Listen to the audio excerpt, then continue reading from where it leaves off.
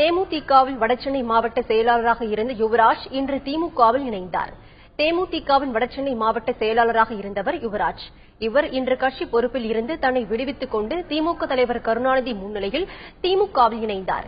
கோபாலபுரத்தில் செய்தியாளர்களிடம் பேசிய அவர், விஜயகாந்த் மக்கள் நல கூட்டணியில் இணைந்ததில் விருப்பமில்லை என்றும் அதனால் கட்சியை விட்டு தான் விலகியதாகவும் கூறினார்.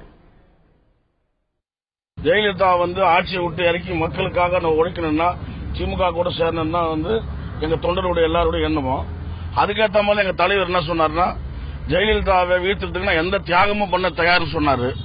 அந்த மனசு கான்செப்ட்ல தான் எல்லா தொண்டும் அடிமட்ட தொண்டும் முதல் கொண்டு தலைவர் எப்படியாவது திமுக கூட போவாரு, போனாதான் இந்த மக்களுக்கு செயல்படாத ஆட்சியை அகற்ற முடியும்னு சொல்லிட்டு செயல் பண்ணாங்க. இடையில என்ன நடந்ததுல மக்கள் அணி கூட்டணி ஐவர் அணி கூட்டணி போய் சேர்ந்தாங்க.